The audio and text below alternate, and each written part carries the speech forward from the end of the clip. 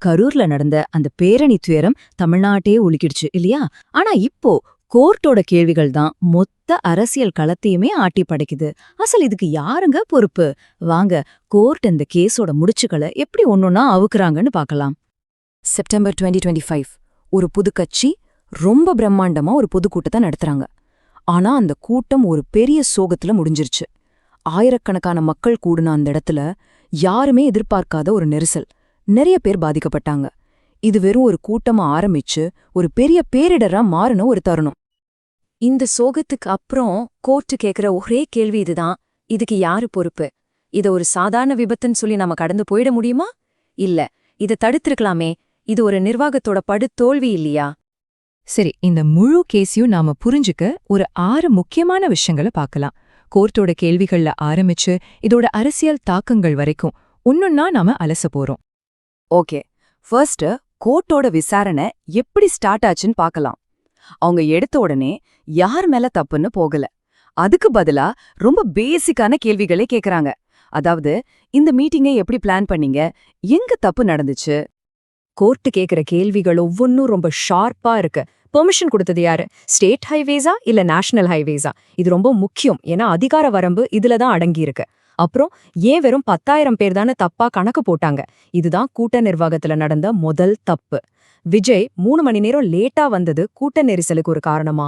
பாதுகாப்பு ஏற்பாடுகள் ஏன் சரியானதா இல்ல? இப்படி ஒவ்வொரு கேள்வியும் அங்க நடந்த அலட்சியத்தோட ஒவ்வொரு லேயரையும் தோண்டி எடுக்குது.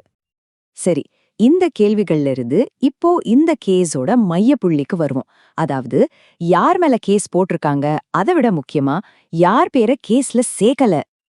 எந்த ஒரு கேஸ்லயும் ரொம்ப முக்கியமானது எஃப்ஐஆர், அதாவது முதல் தகவல் அறிக்கை. ஒரு தப்பு நடந்திருக்குன்னு போலீஸ்க்கு தகவல் கிடைச்சதும் அவங்க ரெஜிஸ்டர் பண்ற முதல் டாக்குமெண்ட் இதுதான். சொல்லப்போனா இன்வெஸ்டிகேஷனோட ஸ்டார்டிங் பாயிண்டே இதுதாங்க.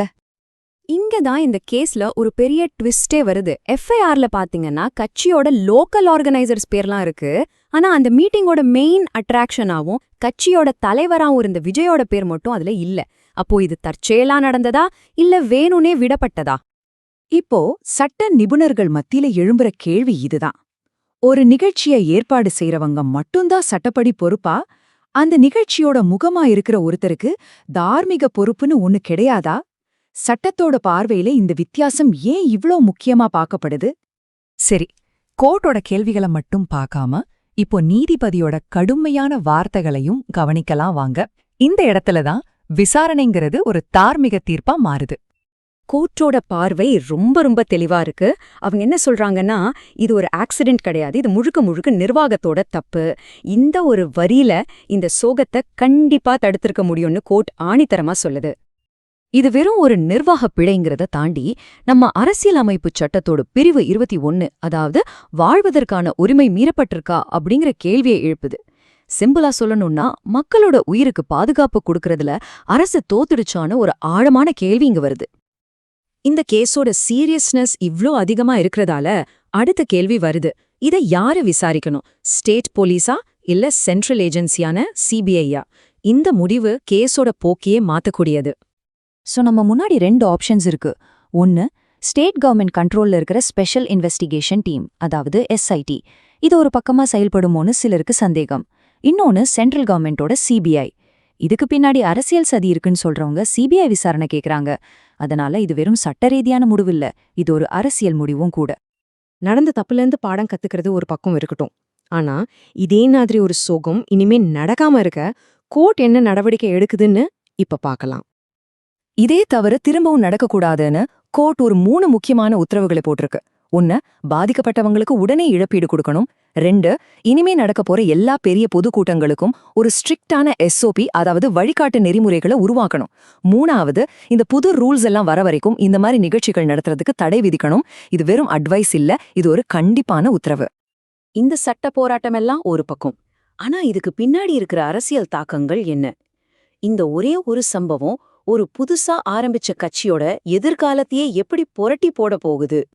பாருங்க, இந்த கேஸோட விளைவுகள் ரொம்ப நாளைக்கு இருக்கும். இது அந்த கட்சியோட இமேஜையும் மக்கள் நம்பிக்கையும் டேமேஜ் பண்ணலாம். ஃபியூச்சர்ல மீட்டிங்ஸ் நடத்துறதுக்கு சட்ட சிக்கல்கள் வரலாம். ரொம்ப முக்கியமா, ஒரு கட்சியோட தலைமைக்கு பொறுப்பை கையாள தெரியுதாங்கிற கேள்விய இது எழுப்பும். இது மத்த புது கட்சிகளுக்கும் ஒரு பாடமா இருக்கும். இறுதியா இந்த ஒரு கேள்வியோட முடிச்சுக்கலாம். பாதிக்கப்பட்டவங்களுக்கு கிடைக்க போற நீதி ஒரு புது கட்சியோட தலையெழுத்தையே மாத்தி எழுதுமா? இந்த சோகத்தோட தழும்பு அவங்களோட அரசியல் பயணத்துல நிரந்தரமா இருந்துடுமா? இதுக்கு காலந்தான் பதில் சொல்லணும்.